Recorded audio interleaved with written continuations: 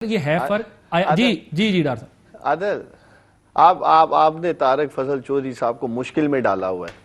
कोई मुश्किल नहीं ऐसे है। मुश्किल 6 सवाल महीने पूछ मैं रहे नहीं हैं गया आप अपने उनसे। टीवी दूं, मुश्किल कोई नहीं है।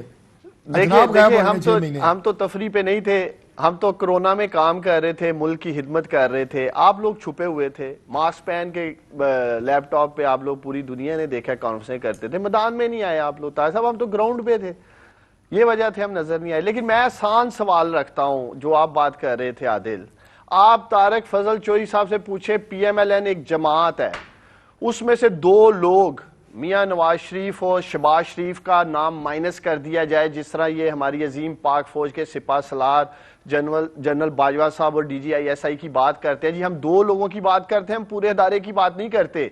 अगर ये 2 लोग ये माइनस कर दें, मियां नवाज शरीफ और शहबाज शरीफ, तो ये बताएं ये PMLN का क्या हाल होगा? सर यही तो मेरा सवाल है ना। जमात रहती है या ये जमात? तो ये आप इनसे इस तरह पूछे, इनकी लीडरशिप के बारे में पूछे ना।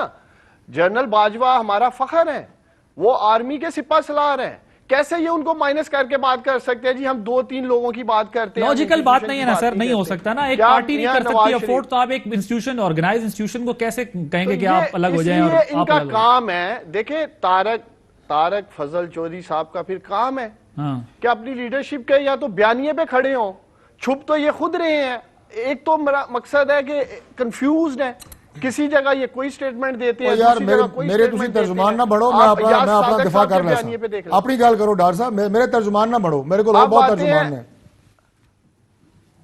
चले मैं तो कह रहा हूं, सर ये बताएं आपको का जो असल दोहरा चेहरा है वो सामने आना चाहिए। डॉक्टर साहब ये बताएं, मैंने फिर मुर्तजा भाई की 10 चेहरे सामने आ गए, तुसी बाज नहीं आए हो, तो मेरा दोहरा चेहरा सामने आ गया। डॉक्टर साहब जरा क्विकली बताएं, अयाज सादिक साहब के कौमी सलामती के मुनाफी बयान को अवामी सतह पर उठाने की हिदायत, अवामी सतह पर उठाना आपका राइट है, आप उठाएं, सियासत में सब जायज है। डिप्टी स्पीकर कासिम सूरी साहब से पूछा गया कि इस पे क्या होगा, कानूनी तौर पर क्या करेंगे? सर ये बताएं कानूनी तौर पर। वो तो अब डट गए अपने बयान पे, कह रहे जी मैंने जो कहा मैं कायम हूं अपनी बात पर। देखिए मैं खुद समझता हूं कि स्पीकर साहब को, असद कैसर साहब को जरूर पार्लिमानी कमेटी बनानी चाहिए।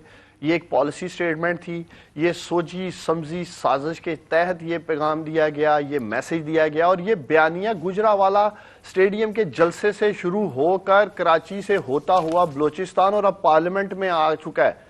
और राना सनाउल्लाह एक निजी चैनल पे कल कह रहे थे अभी गली मोहल्लों तक आना है इसने, ये कौम को गली मोहल्ले की सतह पे लड़ाने तक का प्लान कर चुके हैं। और जिससे ये जवान शेर जो फोर्स है, ये कल जिस तरह वो कह रही थी जी कि वोट को इज्जत दो की तहरीक में आप लोगों ने आगे बढ़ चढ़ के लेना, तो ये तो शायद नौजवानों को लड़ाने का कोई मंसूबा बना रहे हैं। ये इनका माइंडसेट है आदिल।